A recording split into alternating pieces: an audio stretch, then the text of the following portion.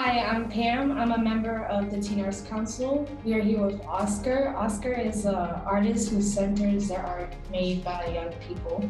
He's here to talk to us about himself and his project, Frequencies, which will be viewed this fall.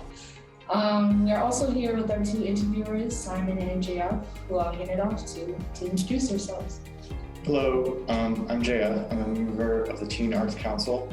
I'm a digital media artist and music producer. I've done some 3D modeling, some collage, and whatever else I can get my paws on. I'm also big into digital and artistic archival. Hey, I'm Simon. I'm a Teen Arts Council member, a painter, animator, musician, and we are here doing an interview with Oscar Murillo. Let's dive in then. Hi Ruth, what would you describe the project of Frequencies as? So Frequencies is, I would say, a art project that is also a social experiment, and it started in 2013, and it consists simply of wrapping a student's desk with a blank canvas and leaving it there for a portion of time, usually around 5 or 6 months, and thereby inserting what Oscar has called a kind of free space into the context of the school or the classroom or the student's day. And this has been done all over the world. There's over more than 40,000 canvases now in the kind of archive of Frequencies, and hundreds of cities in truly, many countries. And it's in that way it collects the markings, the drawings, and also just the kind of patina of use through these canvases.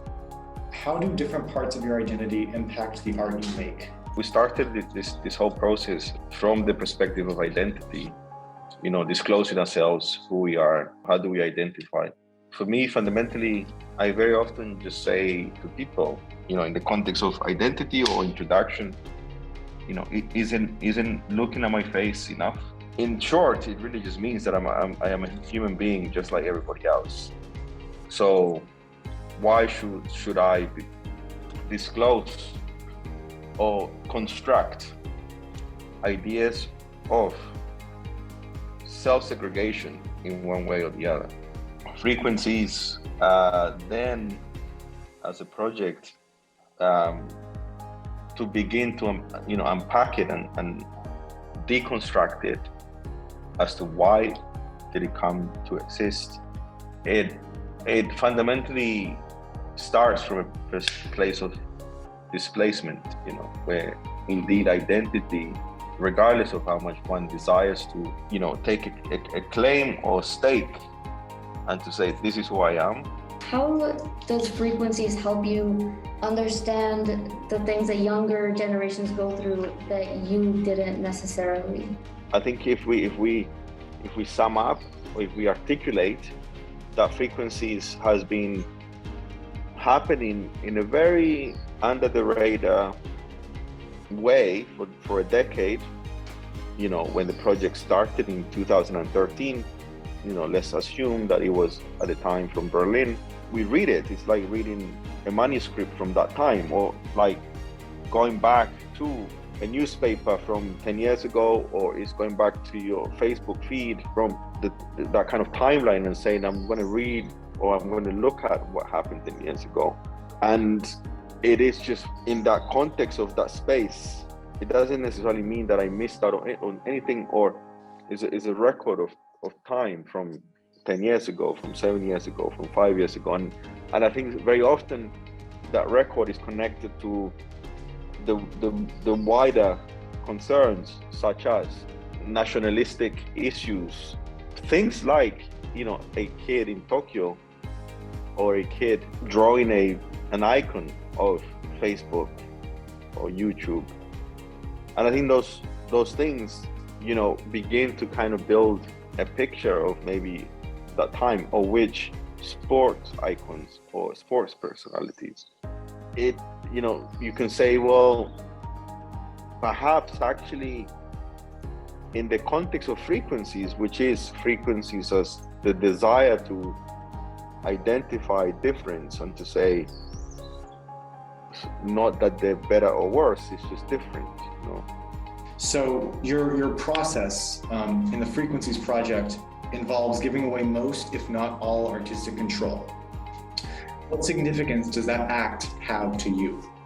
Oh, I mean, no, I think it's important to understand that this is a collaboration, Mm-hmm. and that actually it starts from a place of offering. I mean, the space is already there, so you're not really offering the space. I think you're offering a platform.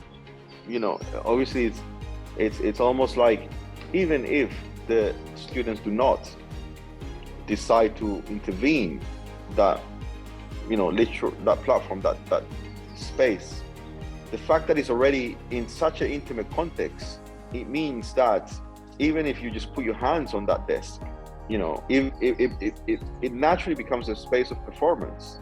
So even if you just wrap that, just put your hands on the desk, just like you guys are doing right now, the sweat, the patina, whether your hands are like soiled or not, I mean, all of that over, progressively on a daily basis. It's a really beautiful way to put it. And so in a way, it's like, to a certain degree, they don't have a choice, but it's not a forced thing. I mean, to a degree, actually, very recently, I've been thinking about frequencies, and also the word is interesting too, because I think it's closer to music than it's actually closer to any kind of other form of, fine art, such as, drawing or painting. Yeah. If you could look back at your consciousness as a child, and if you were offered a space such as frequencies to do whatever sort of expression you felt like, how would you think you would react? Would you even participate? I think that the success of the project has been that, even though it's evidently what you see, and I can't wait for you guys to see some samples of, once the project gets installed into the museum. But I think what's important to know is that I don't think it's even art.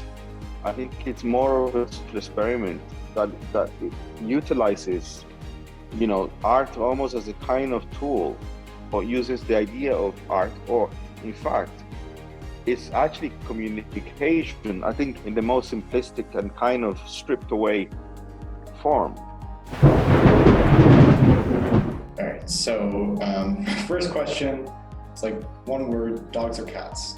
Dogs. In addition, what is your favorite wild dog? I think maybe the street dogs, What is your favorite song right now? Karol G. I'm listening to Karol G a lot. If you could meet any artist, who would it be? David Hammonds. Ocean or space? Which would be better to explore? Space. Do you think that chocolate works with mint, yes or no? Yes.